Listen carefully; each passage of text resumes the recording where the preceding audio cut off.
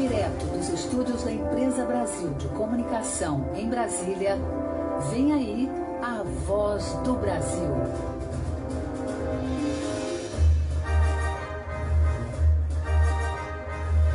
Em Brasília, 19 horas.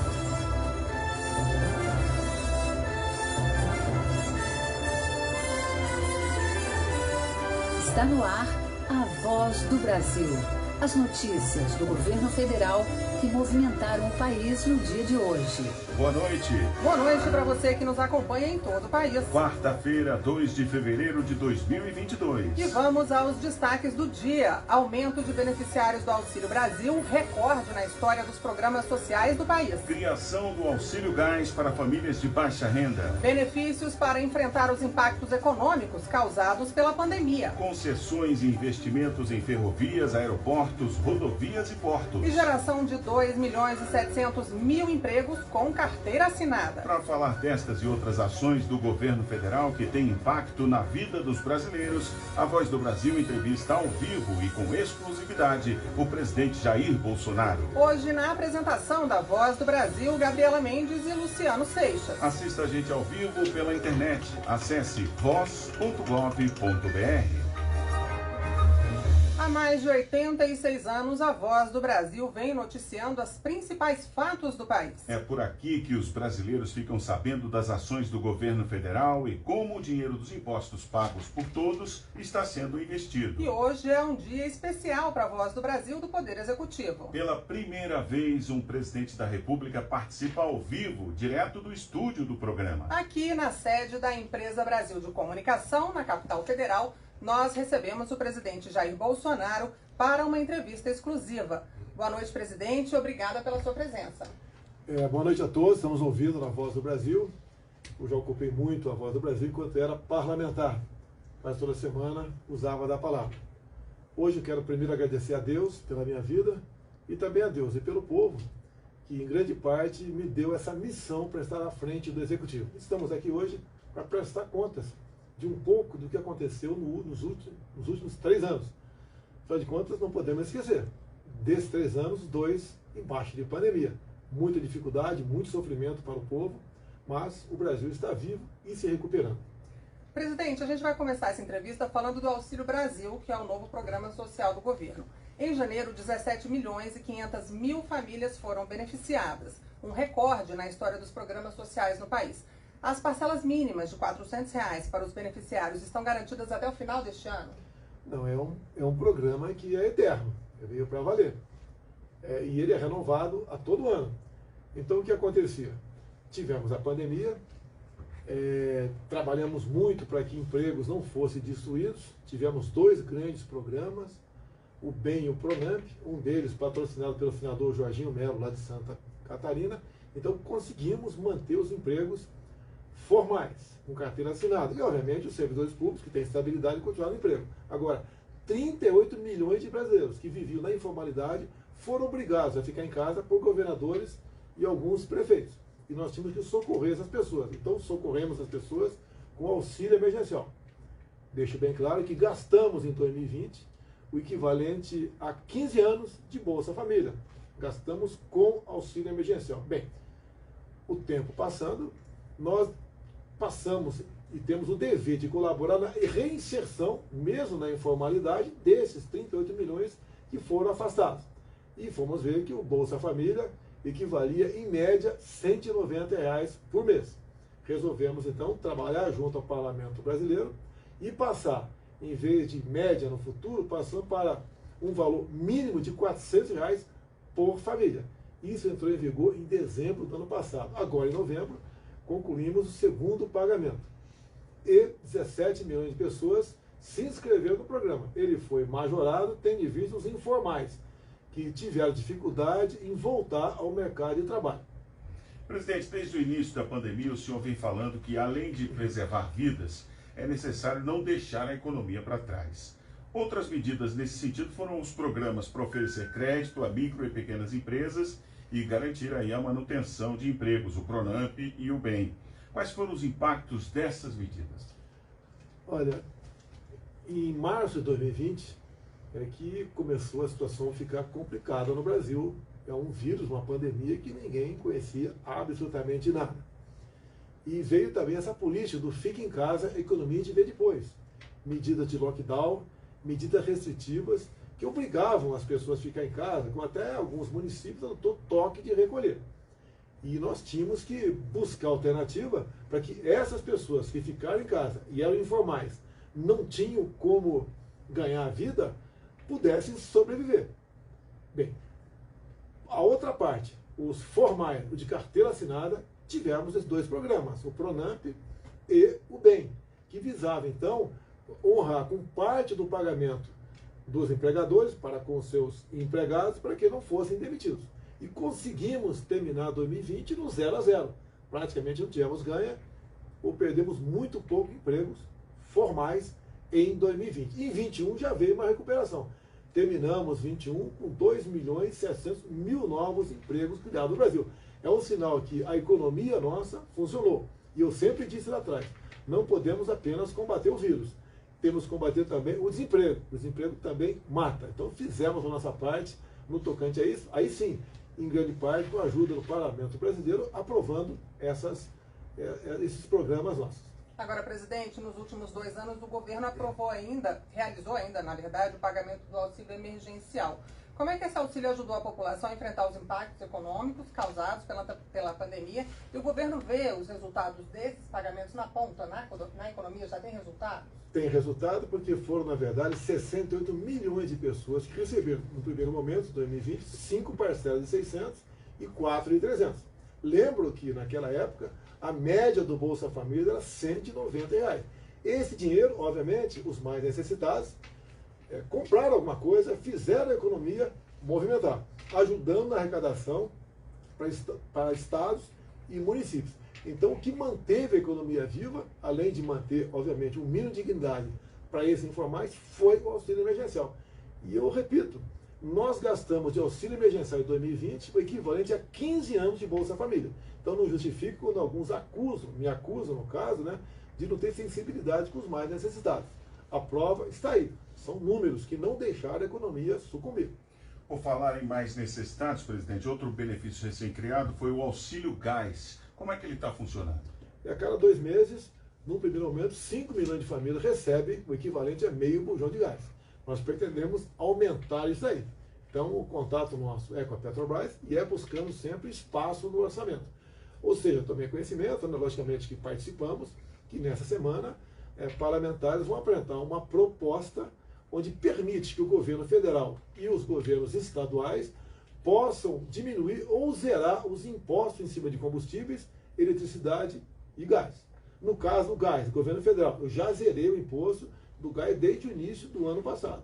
Se nós pudermos zerar, por exemplo, também o diesel, será uma grande ajuda para todos. Se você diminuir o valor do frete, que é impactado, obviamente, pelo preço do diesel, todo mundo é beneficiado na ponta da linha com a diminuição da inflação. Agora, presidente, mudando um pouquinho do assunto, vamos falar sobre educação.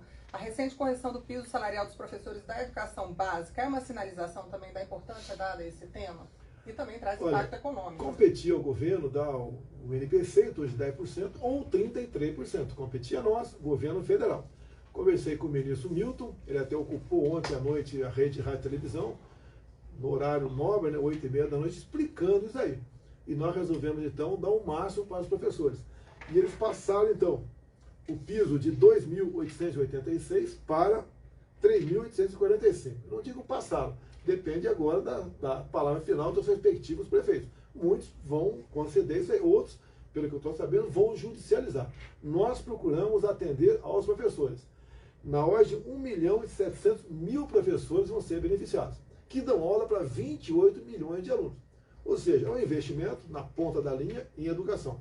Você pode ver, é o da educação básica, e nós sabemos da dificuldade que se tem em educar em nosso país. E essa recompensa, essa gratificação um pouco maior para os professores vai ajudar na ponta da linha uma melhor educação para a nossa garotada, que é o futuro do Brasil. Perfeito. Presidente, vamos falar um pouco agora sobre investimentos em infraestrutura. O senhor inaugurou no ano passado a última etapa das obras físicas do projeto de integração do Rio São Francisco, obra esperada há muitos anos pela população nordestina. Essa entrega é um exemplo de que o governo federal vem concluindo projetos que estavam parados. Qual é a importância dessa entrega ao projeto de integração do Rio São Francisco? E mais, que obras estavam paradas e que foram concluídas no seu governo, marcando a sua memória, presidente? A transposição começou lá com Dom Pedro. Aí ficou por muito tempo no papel. Bem, era para ter terminado a obra física total em 2012. Dado a muita denúncia de corrupção, muito desvio, muita coisa errada, ela ficou parada. Quando nós assumimos, com a determinação que eu dei, primeiro para o ministro Canuto, né? Agora é o Rogério Marinho, e também para os demais ministérios. Qualquer obra parada, vamos terminar. Por quê? Ele é lucrativa para a gente e é mais barato. E nós atendemos melhor a população.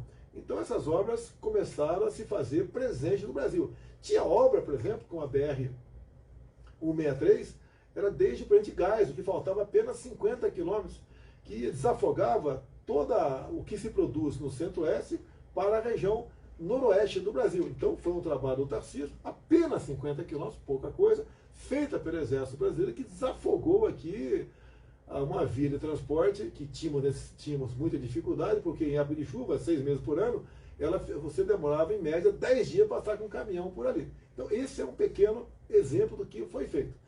A transposição de São Francisco é outra coisa também. Investimos maciçamente nisso. Falei com o Rogério Marinho, falei com o nosso ministro também, Paulo Guedes, que não podia faltar recursos para concluir o São Francisco. Na próxima semana estaremos no Nordeste, concluindo, entregaremos então todo o eixo norte, né, que chega até o Rio Grande do Norte. Todo dia 8 estarei em Jati, no Ceará, e São José de Piranhas, na Paraíba. E no dia seguinte, em Jucurutu, né, na barragem de Oiticica, e também em Jardim de Piranhas, no Rio Grande do Norte. Inclusive, estou preparando uma grande jegueata para me recepcionar na região. Agora, uma satisfação muito grande, que não é a primeira vez que eu vou ao Nordeste entregando obras que têm a ver com a água.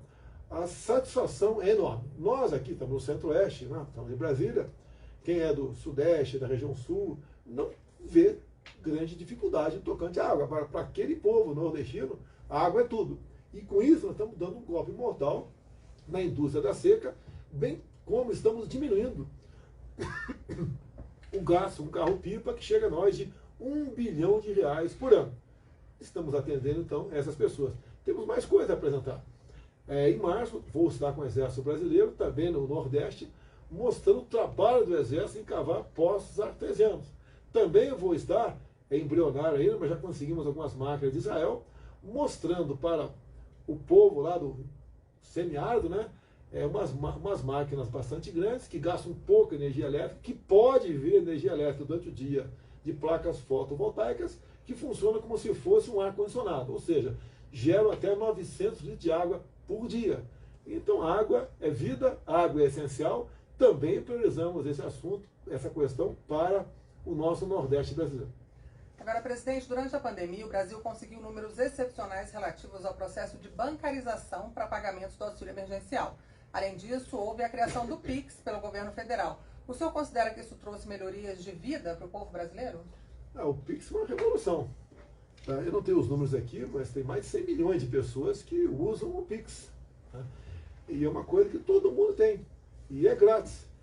Por exemplo, dados do ano passado, o sistema bancário deixou de arrecadar, com operações que seriam feitas de outra forma, R$5 bilhões. Então, isso é dinheiro que ficou no bolso dos trabalhadores. Então, foi uma maneira inteligente por parte do Banco Central de trazer esse pessoal para dentro dos bancos através do PIX. Presidente, o governo recentemente ampliou a isenção do IPI para compra de carros novos até 2026. Pessoas com deficiência, taxistas, são beneficiados com essa medida. A novidade é que pessoas com deficiência auditiva agora também têm direito a essa isenção. Isso é mais um incentivo para o consumo e para movimentar a economia, né? Esse benefício acabou no final do ano passado e tinha que ser renovado o ano passado também. Provocamos o Parlamento nos atendeu e nós sancionamos então a prorrogação por mais de 5 anos da isenção de IPI para taxistas e pessoas com deficiências. E a novidade, entrou nessa conta os deficientes auditivos. Então, isso, como você bem disse, ajuda no mercado automobilístico, porque em sendo um pouco mais barato, o preço dessa mercadoria dá uma maior procura. Então, todos, no meu entender, ganharam com isso. Presidente, voltando aqui para a área de educação, o governo está permitindo a renegociação de dívidas de jovens recém-formados com o FIES, o Fundo de Financiamento Estudantil. Quais os benefícios dessa medida? Olha, o FIES foi muito bem-vindo. Mas o que aconteceu? A garotada se formava e tinha dificuldade de arranjar um emprego ou criar a sua própria empresa. E veio a pandemia e tudo se agravou. É que nós levantamos, até 2017, 1.070.000 jovens que haviam terminado as suas faculdades com FIES estavam inadimplentes. Então, o que nós resolvemos fazer com essa garotada? 1.700.000 jovens. Né?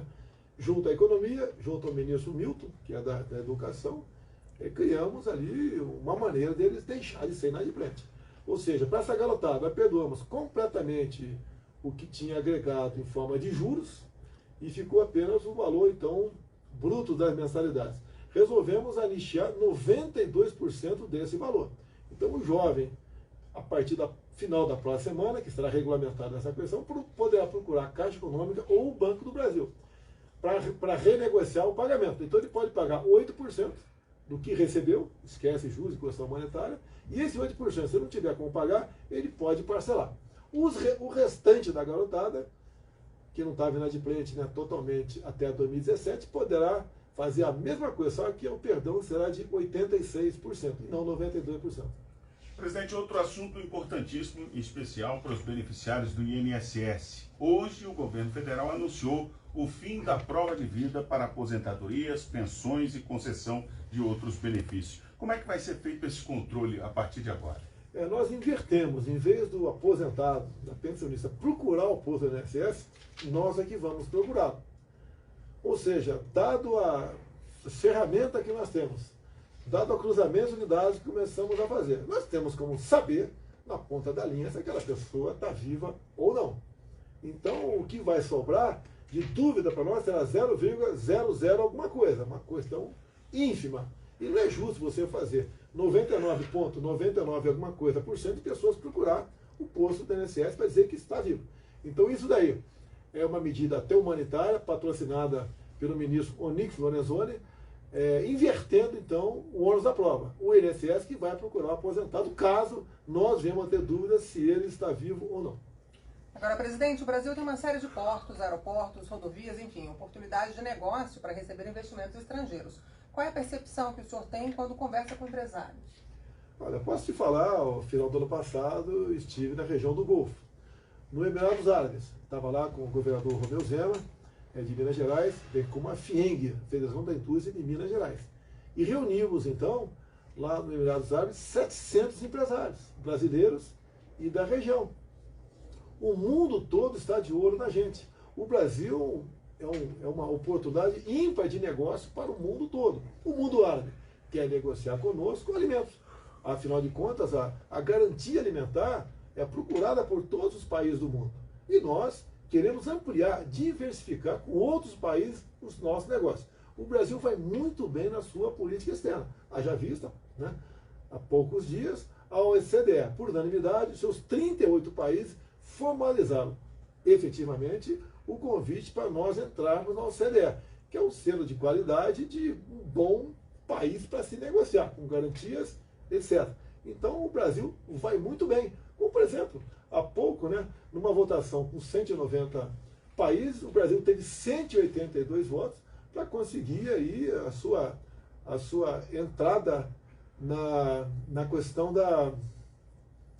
Fugiu aqui. Uma cadeira do Conselho de Segurança da ONU não permanente. Então o Brasil vai muito bem na sua política externa. Como tivemos agora no Suriname, no dia seguinte não pude ir até a Guiana, tendo visto um problema não, o passamento da minha mãe, né? Mas ali nesses dois países, conversei com o país da Suriname, que estava presente lá também, e, por exemplo, querem que nós participemos da exploração das reservas de gás e óleo descobertos no Suriname e Guiana.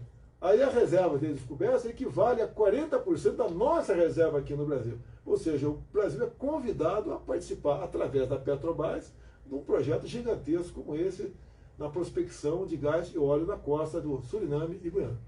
Falando ainda de assuntos internacionais, o senhor falou aí que o mundo árabe quer os alimentos brasileiros. Com a pandemia, o Brasil se consolidou aí como um dos maiores fornecimentos de alimentos para o mundo inteiro, né?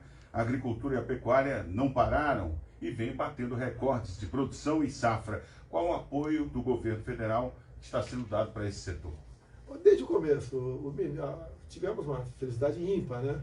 Foi indicado pela bancada ruralista o nome da Tereza Cristina para estar à frente da pasta da agricultura, uma pessoa fantástica. Aliou-se a ela, obviamente, o Ministério do Meio Ambiente, através do Ricardo Salles, que agora é o Juca, que eu chamo de Juca, o nosso novo ministro. Então, desde lá de trás, o que a gente podia fazer para o homem do campo?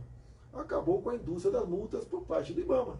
Tem que multar? Se preciso, multa, mas não uma indústria como acontecia no passado. Então, as multas diminuíram mais de 80% no campo. O homem do campo vivia com insegurança, o caso do MST. Como é que a gente esvazia a bola do MST? Fomos ver de onde buscavam recursos, de ONGs, patrocinadas por alguns bancos federais. Cheguei nos bancos e falei, não quero mais dinheiro para a ONG. Se, afinal de contas, é uma organização não governamental, não tem que pegar dinheiro nosso. Mais ainda, conseguimos junto ao parlamento a posse estendida da arma de fogo. Você podia comprar a tua arma e ter apenas dentro da tua casa. Com o apoio do parlamento, conseguimos dar o porte de arma de fogo para toda a propriedade. Então, o fazendeiro pode pegar o seu cavalo, a sua viatura e andar na sua propriedade toda armada. Ajuda a inibir. Uma outra questão também.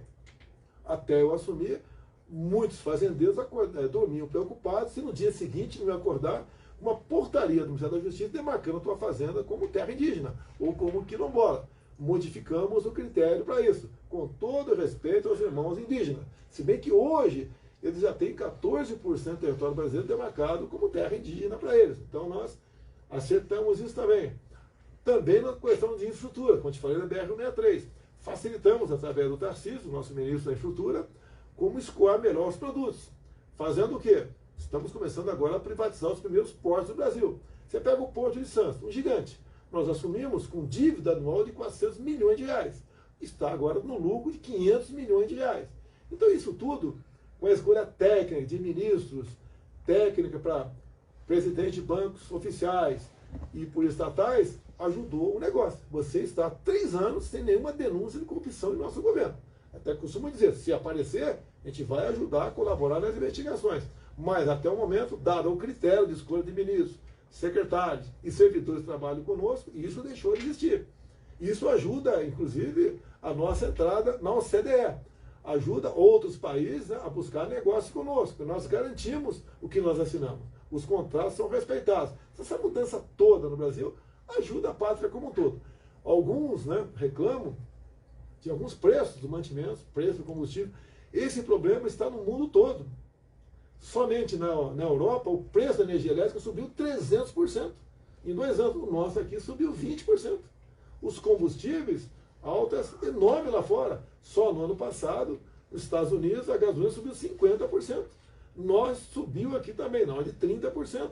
Ou seja, é um problema mundial, que o Brasil, dadas as medidas que tomou lá atrás e que tomou durante a pandemia, fizemos com que os reflexos negativos para a economia fossem os menores possíveis.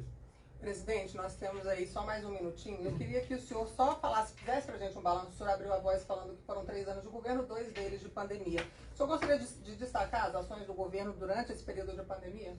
A pandemia, O que o Supremo Tribunal Federal decidiu? Que as ações devem ser comandadas por prefeitos e governadores. O que coube ao governo federal? Meios, material, oxigênio, material hospitalar, recursos para montagem de hospitais de campanha, fazer UTIs e compra de vacina. Alguns falavam que tinha que ter comprado a vacina em 2020. Em 2020 não tinha nenhuma vacina para vender no mundo todo. Se fazia contratos. E os contratos, você tinha que analisar o que estava no contrato. E nós fizemos a nossa parte. O Brasil é um dos países que mais vacinou no mundo. Obviamente, pelo tamanho de sua população e pelo que o governo federal dispensou para a vacina. Da nossa parte, o governo federal comprou vacina para todos os brasileiros. Presidente. Encerrou. Muito obrigado a todos. A gente quer agradecer muito essa entrevista exclusiva e a vinda do senhor aqui aos estúdios da Voz do Brasil. Muito obrigado, presidente. E a Voz do Brasil...